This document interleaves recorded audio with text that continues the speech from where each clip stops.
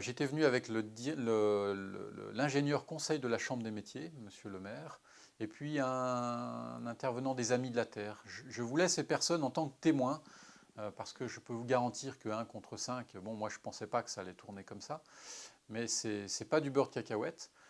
Donc les deux agents de la DGLE m'ont très rapidement posé leurs cartes sur la table, m'ont dit on ne veut pas les deux autres personnes. D'abord, qui sont ces personnes? Je veux leur identité. Donc on a dû leur donner notre carte d'identité, prouver notre bonne foi. Et l'ingénieur conseil de la Chambre des métiers et la personne des Amis de la Terre ont dû sortir du bureau. Donc ils n'ont pas pu participer à ce large débat sur ce qui s'est passé chez moi. J'avais la possibilité de partir. On me disait que c'était un piège. J'ai décidé de prendre la température et je suis resté. Je suis resté 1 heure et demie. 1 heure et demie, ça a été, je peux vous garantir, je ne suis pas parano, hein, je suis sain d'esprit, mais ça a été véritablement un interrogatoire gestapiste. C'est-à-dire qu'un agent de la DGLE tapait véritablement le poing sur la table en me disant que je commençais à le faire chier, que je ne connaissais rien avec ce texte de loi d'orientation agricole, que oui, bien évidemment, on pouvait commercialiser les extraits de plantes, que oui, bien évidemment, on pouvait travailler avec les préparations naturelles et qu'il ne fallait pas en faire tout un tapage. L'agent du service de répression des fraudes m'a brandi un texte qu'il avait reçu d'une journaliste, comme quoi c'était inadmissible, qu'il fallait que j'arrête absolument la presse et que j'avais ce pouvoir puisque j'avais lancé ce tapage soi-disant médiatique.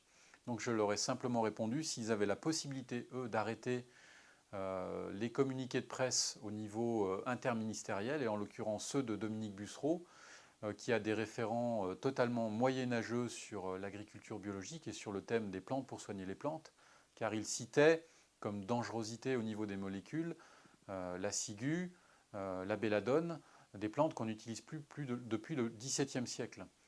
D'ailleurs, on a arrêté ces plantes, si je puis dire, aussi sous la propagande.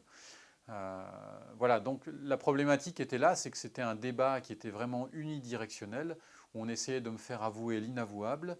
On a essayé de me faire signer un rapport qui ne correspondait pas du tout à ce qui avait été dit, puisque les agents des fraudes et de la DRAF SRPV ne reconnaissaient pas leurs allégations, du style vous n'avez pas le droit de dire qu'une plante est insecticide, vous n'avez pas le droit d'aller sur le terrain pour montrer une préparation.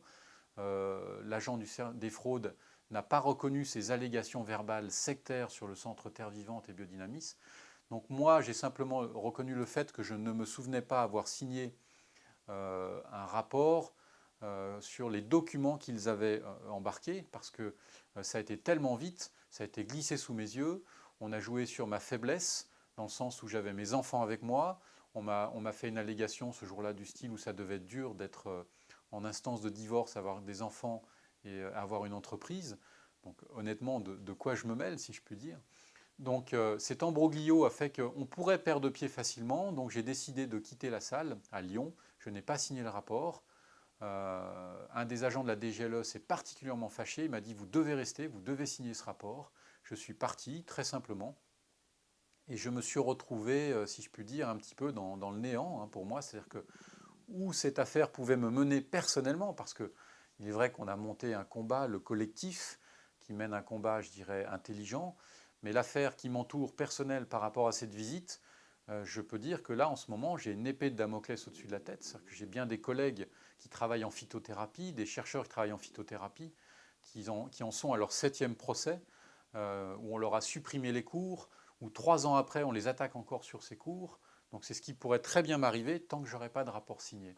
Et c'est mon combat actuellement. Et j'ai reçu encore la DGLE, donc ces deux agents nationaux qui sont revenus me visiter il y a un mois, qui ont spéculé uniquement sur mon intervention à La Île-et-Rose. Apparemment, il y aurait une délation, c'est-à-dire que j'ai soigné, enfin on ne soigne pas les arbres, hein, c'est clair, ils n'ont pas le même système physiologique que l'être humain, mais j'ai essayé d'apporter des soins à des marronniers pour lutter contre la mineuse du marronnier. J'ai travaillé en perfusion avec des huiles essentielles, il se trouve que ça a marché, mais que le ministère de l'Agriculture m'avait déjà téléphoné anonymement à l'époque où je montais ce protocole, où j'avais dû arrêter mon protocole, donc je ne l'ai pas finalisé. On m'a questionné sur ces interventions. Le rapport, si je puis dire, était en ma faveur, ce dernier rapport, avec les agents de la DGLE. On m'a bien fait comprendre que le rapport serait en ma faveur parce qu'il y a les élections. Donc excusez-moi, je trouve ça particulièrement atterrant. C'est-à-dire qu'on a fait un remue-ménage sur l'affaire Éric Petiot, comme quoi j'usais de produits non référencés, non homologués. On m'a dit que le mode perfusion était totalement illégal, alors qu'il n'y a aucun papier au niveau national. Monsieur Hervieux de la DGLE a bien spéculé au sein du collectif comme quoi j'usais de matériel, je dirais, illégal au niveau national, mais il n'existe aucun papier qui interdise le mode perfusion. Donc c'est pour montrer un petit peu l'ineptie de ces actions et aussi l'incompréhension qui existe entre tous ces organismes, que ce soit la SRPV, la DRAF, le service de répression des fraudes, la FREDEC avec qui ces gens-là sont venus me visiter en 2002 pour monter des protocoles d'expérimentation sur des maladies redoutables. Et ils ont trouvé mes travaux extraordinaires. Et quand je leur ai envoyé les protocoles, ils n'ont jamais répondu. Quand j'ai annoncé ça à la DGLE m'a simplement répondu oui, mais la FREDEC, ils ne sont pas compétents pour ça. La FREDEC, c'est un organisme de contrôle et de mise en place de protocoles. Donc, en fait, c'est cette ineptie d'incompréhension entre les organisations, les organismes, si je puis dire. Ils ne se supportent pas. Le ministère de l'Agriculture ne veut pas travailler avec les gens de la FREDEC. La DGLE ne veut pas travailler avec les gens de la SRPV. Donc, voilà, tous ces gens-là se tirent une balle dans le pied. Et nous, on est dans ce marasme. C'est un peu de la bouillie pour les chats, pour nous. Alors qu'on veut jeter un pavé dans la mare pour expliquer que les produits biologiques, on peut soigner des arbres ou des plantes contre des maladies redoutables. Voilà, c'est toute cette problématique qui a été soulevée par rapport à ma visite. C'est particulièrement épuisant, humainement, si je puis dire. Voilà, je crois que je vais m'arrêter là. Mais déjà, d'un point de vue légal, ils avaient le droit de faire ça?